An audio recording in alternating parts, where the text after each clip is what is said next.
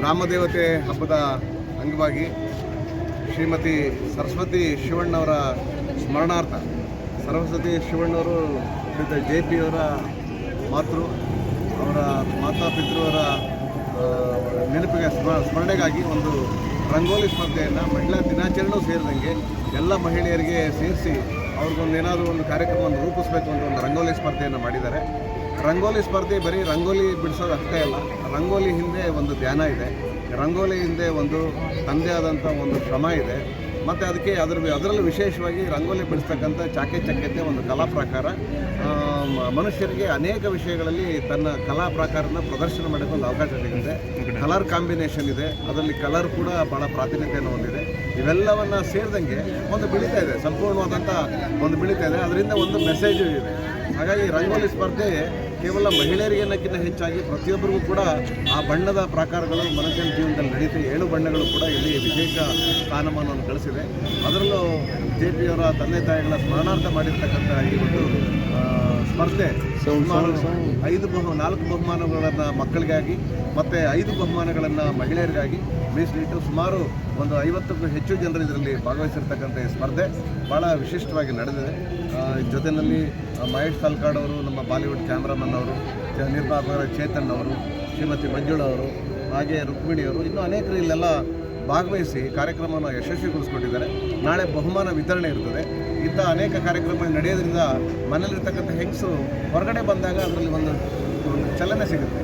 ಅಂದರೆ ಅವರು ಕೂಡ ಸ್ಪರ್ಧೆಗಳಲ್ಲಿ ಭಾಗವಹಿಸಿರ್ತಕ್ಕಂಥ ಆಸಕ್ತಿ, ಇಲ್ಲಿ ಬಂದಿರತಕ್ಕಂಥ ಮಹಿಳೆಯರಲ್ಲಿ ಆ ಒಂದು ಉತ್ಸಾಹವನ್ನು ನಾವು ಕಾಣ್ತಾ ಇದ್ದೀವಿ. ಹಾಗೆ ಇಲ್ಲಿ ಹೆಚ್ಚಿನ ರೀತಿಯಲ್ಲಿ ಮಹಿಳೆಯರು ಹೊರಬಂದು ಇಂಥ ಕಲಾ ಪ್ರಕಾರಗಳನ್ನು ಯಶಸ್ವಿಗೊಳಿಸ್ಕೊಡ್ಬೇಕು. JP ಅವರು ನಿರಂತರವಾಗಿ ಕಾರ್ಯಕ್ರಮಗಳನ್ನ. ಈಗ ಯಾವ ರಂಗೋಲಿಗೆ ಮೊದಲನೇ ಪ್ಲೇಸ್? ಇಲ್ಲಿ ಶ್ರೀಮನ್ ನಾರಾಯಣನ ರಂಗೋಲಿಗೆ ಮೊದಲನೇ ಬಹುಮಾನವನ್ನು ಸೆಕೆಂಡ್ ಪ್ಲೇಸು ಶ್ರೀಮತಿ ಗೀತಾ ಅವರು ಏನು ರಚನೆ ಮಾಡಿದ್ದಾರೆ. ಅಲ್ಲ, ರಂಗೋಲಿ ಅದು ಚಿತ್ರ. ಮೊದಲನೇ ಪ್ಲೇಸ್ ಅವ್ರ ಹೆಸರು ಹೇಳಿಲ್ಲ. ಮೊದಲನೇ ಪ್ರಶಸ್ತಿ ಚಂದನ, ಮೊದಲನೇ ಪ್ರಶಸ್ತಿ, 2ನೇ ಪ್ರಶಸ್ತಿ ಗೀತಾ, 3ನೇದು ಭಾರ್ಗವಿ, 4ನೇ ತುಷಾರ, 5ನೇದು ಹೇಮಾವತಿ. 5 ಪ್ರಶಸ್ತಿಗಳು ಗಳಿಸಿದ್ದಾರೆ. ಮಕ್ಕಳಲ್ಲಿ ಮೊದಲನೇ ಪ್ರಶಸ್ತಿಯನ್ನು ಯಶಿಕಾ ಗೌಡ, 2ನೇ ಪ್ರಶಸ್ತಿಯನ್ನು ತನ್ಮಯ, 3ನೇ ಪ್ರಶಸ್ತಿಯನ್ನು ಹೇಮಶ್ರೀ, 4ನೇ ಪ್ರಶಸ್ತಿಯನ್ನು ರಕ್ಷಾ. ಈ 4 ಜನರು ಸ್ಪರ್ಧೆಯಲ್ಲಿ ವಿಜೇತರಾಗಿದ್ದಾರೆ. Thank you. ನಾವು ಪ್ರತಿ ವರ್ಷ ಬಹಳ ವರ್ಷಗಳಿಂದ ನಾನು ಬುದ್ಧಿ ಬಂದಾಗಿಂದಲೂ ಕೂಡ ನಾವು ಈ ಒಂಟಿಕೊಪ್ಪಲು ಗ್ರಾಮ ದೇವತೆ ಹಬ್ಬದ ಪ್ರಯುಕ್ತವಾಗಿ ನಾವು ಈ ನಮ್ಮ ಪೂಜ್ಯ ತಂದೆಯವರು ಶಿವಣ್ಣವರ ಹೆಸರಲ್ಲಿ ನಡೆಸ್ಕೊಂಡು ಕಬಡ್ಡಿಯನ್ನು ಬರ್ತಾಯಿದ್ವಿ. ಆದರೆ ಇದೇ ಒಂದು ಗ್ರಾಮ ದೇವತೆ ಹಬ್ಬ ಒಂದು ಸಂದರ್ಭದಲ್ಲಿ ಎಲ್ಲ ಕಡೆ ಈ ಭಾಗದಲ್ಲಿ ಮೈಸೂರು, ಮಂಡ್ಯ, ಹಾಸನ ಮತ್ತು ಚಾಮರಾಜನಗರ ಎಲ್ಲ ಕಡೆಯೂ ಕೂಡ ಹಬ್ಬ ನಡೀತಾ ಇರೋದ್ರಿಂದ ಅಲ್ಲಲ್ಲೇ ಕಬಡ್ಡಿ ಟೂರ್ನಮೆಂಟ್ಗಳು ನಡೀತಾ ಇರೋದ್ರಿಂದ ಎಲ್ಲ ತಂಡಗಳು ಏಕಕಾಲದಲ್ಲಿ ಒಂದೇ ಕಡೆ ಭಾಗವಹಿಸಲಿಕ್ಕೆ ಸಾಧ್ಯ ಇಲ್ಲದೇ ಇರೋ ದೃಷ್ಟಿಯಿಂದ ನಾವು ಕಳೆದ 3 ವರ್ಷಗಳಿಂದ ನಾವು ಕಬಡ್ಡಿ ಬದಲು ನಮ್ಮ ತಾಯಿ ಪೂಜ್ಯ ಶ್ರೀ ಸರಸ್ವತಿ ಶಿವಣ್ಣರವರ ಹೆಸರಲ್ಲಿ ಕಳೆದ 3 ವರ್ಷದ ಇದು 3ನೇ ವರ್ಷ ರಂಗೋಲಿ ಸ್ಪರ್ಧೆ ನಾವು ನಡೆಸ್ಕೊಂಡು ಬಂದಿದ್ದೀವಿ. ವಿಶೇಷವಾಗಿ ಇವತ್ತು ವಿಶ್ವ ಮಹಿಳಾ ದಿನಾಚರಣೆ ಆಗಿರೋದ್ರಿಂದ ಇವತ್ತು ಮಹಿಳೆಯರಿಗಾಗಿ ಮತ್ತು ಯುವತಿಯರಿಗಾಗಿ ನಾವು ನಡೆಸಿದಂತಹ ರಂಗೋಲಿ ಸ್ಪರ್ಧೆಗೆ ನಮ್ಮ ಕರೆಗೆ ಹೋಗೊಟ್ಟು ನಮ್ಮ ಬಾಲರಾಜ್ ಅವರು, ಕೊಳ್ಳೇಗಾಲದ ಮಾಜಿ ಶಾಸಕರು ಮತ್ತು ಕಳೆದ ಬಾರಿ ಲೋಕಸಭಾ ಚುನಾವಣೆಯಲ್ಲಿ ಭಾರತೀಯ ಜನತಾ ಪಕ್ಷದ ಅಭ್ಯರ್ಥಿಯಾಗಿ ಅತಿ ಹೆಚ್ಚು ಮತಗಳನ್ನು ತೆಗೆದುಕೊಂಡಂತಹ ಅವರೆಲ್ಲದಕ್ಕಿಂತ ಹೆಚ್ಚಾಗಿ ಭಾಳ ಆತ್ಮೀಯರು, ಜನರಿಗೆ ಆತ್ಮೀಯರು ಅಂದರೆ ಬಾಲರಾಜ್ ಅಂತೇಳಿ, ಕೊಳ್ಳೇಗಾಲದ ಬಾಲರಾಜ್ ಅಂತ. ಅವರು ಕೂಡ ಕಲಾವಿದರೆ. ಅವ್ರು ಬಂದಿದ್ದಾರೆ. ಇವತ್ತು ಬಂದು ಎಲ್ರಿಗೂ ಶುಭ ಕೋರಿ ಆ ಒಂದು ಫಲಿತಾಂಶನ ಘೋಷಣೆ ಮಾಡಿದ್ದಾರೆ. ಅದಕ್ಕೆ ನಾನು ನಮ್ಮ ಕುಟುಂಬದ ಪರವಾಗಿ ಮತ್ತು ಒಂಟಿಕೊಪ್ಪಲು ಗ್ರಾಮಸ್ಥರ ಪರವಾಗಿ ನಾನು ಅವರಿಗೆ ಧನ್ಯವಾದಗಳನ್ನು ನಾನು ಅರ್ಪಿಸ್ತಾ ಇದ್ದೀನಿ.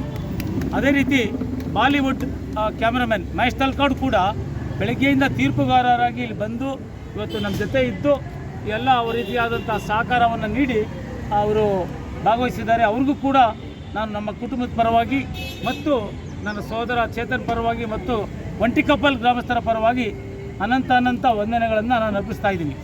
ಅದೇ ರೀತಿ ಶ್ರೀಮತಿ ಮಂಜುಳಾರವರು ತೀರ್ಪುಗಾರರಾಗಿ ಭಾರತೀಯ ಜನತಾ ಪಕ್ಷದ ಅಧ್ಯಕ್ಷರಾಗಿದ್ದವರು, ಅವರು ಕೂಡ ಬೆಳಗ್ಗೆಯಿಂದ ಬಂದಿದ್ದಾರೆ.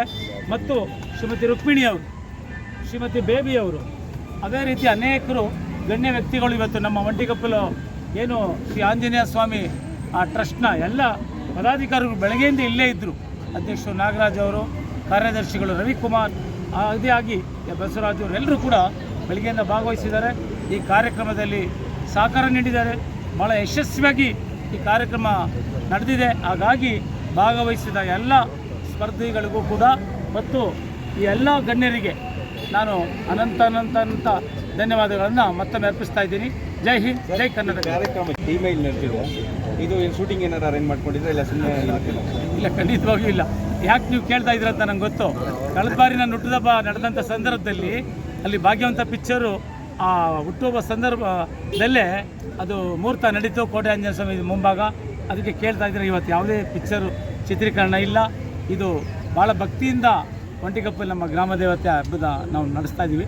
ಹಾಗಾಗಿ ಇದರಲ್ಲಿ ಏನಂತ ವಿಶೇಷತೆ. ಬಟ್ ಆ ಕಾರ್ಯಕ್ರಮ ಮುಂದಿನ ವರ್ಷ ಕೂಡ ಇನ್ನೂ ದೊಡ್ಡ ಮಟ್ಟದಲ್ಲಿ ಈ ಕಾರ್ಯಕ್ರಮ ನಾವು ನಡೆಸ್ಕೊಂಡು ಮುಹೂರ್ತ ಮಾಡಿ ಅವ್ರ ಪ್ರಕಾರ ನಿಮ್ಮ ಪ್ರಕಾರ ಒಂದು ಸಿನಿಮಾನು ಕೂಡ ಈ ರಂಗೋಲಿ ಸ್ಪರ್ಧೆ ದಿವಸ ನಾವು ಘೋಷಣೆ ಮಾಡ್ತೀವಿ, ಮುಹೂರ್ತ ಮಾಡ್ತೀವಿ.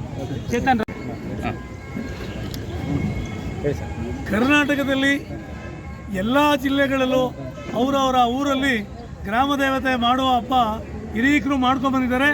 ಆ ಪ್ರಕಾರವಾಗಿ ಇವತ್ತು ನಮ್ಮ ಒಂಟಿಕೊಪ್ಪಲು ಏನಿದು ಒಂಟಿಕೊಪ್ಪಲು ಹಿರಿಯರು ಭಾಳ ವರ್ಷದಿಂದ ನಡೆಸ್ಕೊಂಬರ್ತಾಯಿದ್ರು. ಈಗ ಸುತ್ತಮುತ್ತ ದೊಡ್ಡ ಬಡಾವಣೆ ಆಗಿ ಇವತ್ತು ದೊಡ್ಡ ಸಿಟಿ ಆಗಿದೆ. ಈ ರಂಗೋಲಿ ಸ್ಪರ್ಧೆಯಲ್ಲಿ ಭಾಳ ದೊಡ್ಡ ಮಟ್ಟದಲ್ಲಿ ರಂಗೋಲಿ ಸ್ಪರ್ಧೆ ನಡೆಯುತ್ತೆ. ಸ್ಟೇಟಲ್ಲಿ, ರಾಜ್ಯದಲ್ಲಿ, ರಾಷ್ಟ್ರದಲ್ಲಿ. ಆ ಒಂದು ಭಾವನೆ ಇಟ್ಕೊಂಡು ನಮ್ಮ ನಾಯಕ ನಟರಾದ JP ಜಯಪ್ರಕಾಶ್ ಅವರು, ನಮ್ಮ ಬಾಲಣ್ಣವರು, ಮಹೇಶ್ ತಲ್ಕಡವರು, ಮುಖ್ಯವಾದಂಥ ನಮ್ಮ ಗ್ರಾಮಸ್ಥರು ಎಲ್ಲರ ಜೊತೆ ಸೇರಿಕೊಂಡು ಇದ್ರ ಬಗ್ಗೆ ರಂಗೋಲಿ ಸ್ಪರ್ಧೆ ಮಾಡಿದ್ರೆ ಈ ಮಹಿಳೆಯರಿಗೆ ಮತ್ತು ಈ ಒಂದು ದೇವರ ಸನ್ನಿಧಿ ಮುಂಭಾಗಕ್ಕೆ ಒಂದು ಕಳೆ ತಂದುಕೊಡುತ್ತೆ, ಒಂದು ಸ್ಫೂರ್ತಿ ಸಂತೋಷ ತಂದುಕೊಡುತ್ತೆ. ಇದನ್ನು ಯಾಕೆ ಮಾಡಬಾರ್ದು ಅಂತ ಹೇಳಿದಾಗ ಕಬಡ್ಡಿ ನಡೆಸ್ತಾ ಇರುವಂಥ ವಾತಾವರಣ, ಕಬಡ್ಡಿ ವಾತಾವರಣ ಸರಿಯಾಗಿ ಇಲ್ಲದಿರೋದ್ರಿಂದ ಇದನ್ನು ಮಾಡಬೇಕು ಅಂತ ತೀರ್ಮಾನ ತಗೊಂಡ್ರು. ಈ ತೀರ್ಮಾನ ಎಲ್ಲರಿಗೂ ಭಾಳ ಇಷ್ಟ ಆಗಿದೆ. ಭಾಳ ಚೆನ್ನಾಗಿ ಇವತ್ತು ರಂಗೋಲಿ ಹಾಕಿದ್ದಾರೆ. ಅವ್ರಿಗೆ ತಾಯಿ ಆರೋಗ್ಯ ಬಗ್ಗೆ ಆಯುಷ್ಯ ಕೊಡಲಿ. ಇಲ್ಲಿ ಬಂದಂಥವ್ರಿಗೆ, ಮಾಧ್ಯಮದವ್ರಿಗೆ, ಪತ್ರಿಕೆಯವರು ಕೂಡ ಆ ಗ್ರಾಮ ದೇವತೆ ತಾಯಿ ಆರೋಗ್ಯ ಬಗ್ಗೆ ಆಯುಷ್ಯ ಕೊಡಲಿ. ಇದನ್ನು ನಾವೆಲ್ಲ ಕಡೆ ಪ್ರಚಾರ ಮಾಡಿ ಅವರವರ ಏರಿಯಾಗಳು, ಅವರ ಊರುಗಳಲ್ಲಿ ಗ್ರಾಮ ದೇವತೆ ಚೆನ್ನಾಗಿ ಪೂಜೆ ಮಾಡಿ ಎಲ್ಲರಿಗೂ ಆರೋಗ್ಯ ಬಗ್ಗೆ ಕೊಡಲಿ.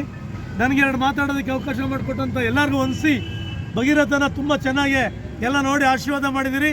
ದಿಗ್ದರ್ಶಕರು ಹಾಗೆ ನೋಡಿ ಆಶೀರ್ವಾದ ಮಾಡಿ, ನಮ್ಮಳ್ಳಿ ಭಾಗ್ಯವಂತನು ಕೂಡ ಹಾಗೆ ಆಶೀರ್ವಾದ ಮಾಡಿ, ಹಾಗೆ ಪಾಳೆಗಿರಿ ಕೂಡ ಅದನ್ನು ಆಶೀರ್ವಾದ ಮಾಡಿ ಅಂತ ಈ ಸಂದರ್ಭದಲ್ಲಿ ಕೇಳ್ಕೊತಾ ನನಗೆ ಎರಡು ಮಾತಾಡೋದಕ್ಕೆ ಗಣ್ಯರು ನೀವು ನಮ್ಮೆಲ್ಲರೂ ಅವಕಾಶ ಮಾಡಿಕೊಟ್ಟಂಥವ್ರಿಗೆ ವಂದಿಸಿ ನಾನು ಮಾತು ಮುಗಿಸ್ತಾ ಇದ್ದೀನಿ. ಜೈ ಹಿಂದ್, ಜೈ ಕರ್ನಾಟಕ ಮಾತೆ. ಆತ್ಮೀಯ ಸ್ನೇಹಿತರಾದಂಥ ಜಯಪ್ರಕಾಶ್ ಅವರು ಸುಮಾರು ಒಂದು 15 ದಿನಗಳಿಂದ ಇದ್ರ ಬಗ್ಗೆ ಹೇಳ್ತಾ ಇದ್ರು, ರಂಗೋಲಿ ಸ್ಪರ್ಧೆ ಅಂತೇಳಿ. ಸೊ ನೀವು ಬರಬೇಕು, ಅದಕ್ಕೊಂದು ಜಡ್ಜ್ಮೆಂಟ್ ಕೊಡಬೇಕು ಅಂತ ಹೇಳಿದ್ದಕ್ಕೆ ನಾನು ಸಹ ಈ ಒಂದು ಒಂಟಿಕೊಪ್ಪಲ್ ಅಂದರೆ ನಮಗೊಂಥರ ಆತ್ಮೀಯತೆ ಮೊದಲಿಂದ, ನಾವು ಮೈಸೂರವ್ರನ್ನೇ ಆದ್ದರಿಂದ ಅದು ಆತ್ಮೀಯತೆ ಇದೆ. ಸೊ ಬಂದು ಬೆಳಗ್ಗೆಯಿಂದ ಭಾಗವಹಿಸಿ ಎಲ್ಲ ಮಕ್ಕಳು 18 ವರ್ಷದ ಕೆಳಗಡೆ ಇರೋರಿಗೊಂದು ಇದು ಮತ್ತು ಅದ್ರ ಮೇಲ್ಪಟ್ಟವರಿಗೆ ಒಂದು ಅಂತೇಳಿ ಜಡ್ಜ್ಮೆಂಟ್ ಮಾಡಿ ಒಂದು 4 ಜನ ಮಕ್ಕಳಿಗೆ 5 ಜನ ಹಿರಿಯರಿಗೆ ಬಹುಮಾನವನ್ನು ವಿತರಣೆ ಮಾಡಿದ್ದೀವಿ. ಸೊ ನಾಳೆ ಅದನ್ನು ವಿತರಣೆ ಮಾಡ್ತಾ ಇದ್ದಾರೆ. ನನಗೇನು ಖುಷಿಯಾಯಿತು ಅಂದರೆ ಇನ್ನೂ ಈ ರಂಗೋಲಿ ಸ್ಪರ್ಧೆ ನಾನು ವರ್ಲ್ಡ್ ವೈಡ್ ಸುತ್ತಾಡಿದ್ದೀನಿ. ಒಂದು 30 ಇಯರ್ಸ್ ಟ್ರಾವೆಲ್ ಇದೆ. ಆದರೂ ಕೂಡ ಊರಿಗೆ ಮತ್ತೆ ಬಂದಾಗ ಇವನ್ನ ರಂಗೋಲಿ ಎಲ್ಲ ನೋಡಿದ್ರೆ ನಮ್ಮ ಸಂಸ್ಕೃತಿ ಎಲ್ಲ ಇನ್ನೂ ಉಳಿಸ್ತಾ ಇದ್ದಾರೆ ಅನ್ನತಕ್ಕಂಥದ್ದು ನನಗೆ ಖುಷಿಯಾದಂಥ ವಿಚಾರ. ಮೈಸೂರು ಸಾಂಸ್ಕೃತಿಕ ನಗರ ಈ ಪೂರ ದೇಶದಲ್ಲಿ, right from Ladakh to Kanyakumari, ಈ ಕಡೆ ಕಚ್ ಭುಜ್ಜಿಂದ ಹೇಳಿ ಅಪ್ಪರ್ ಅಸ್ಸಾಂ ಮಾಜೋಲಿ ಅಂತ ಪ್ರಮುಖ ಐಲ್ಯಾಂಡ್ವರೆಗೂ ನಾನು ಕ್ಯಾಮ್ರಾ ತೊಗೊಂಡು ಓಡಾಡಿರೋನು 30 ವರ್ಷಗಳ ಕಾಲ.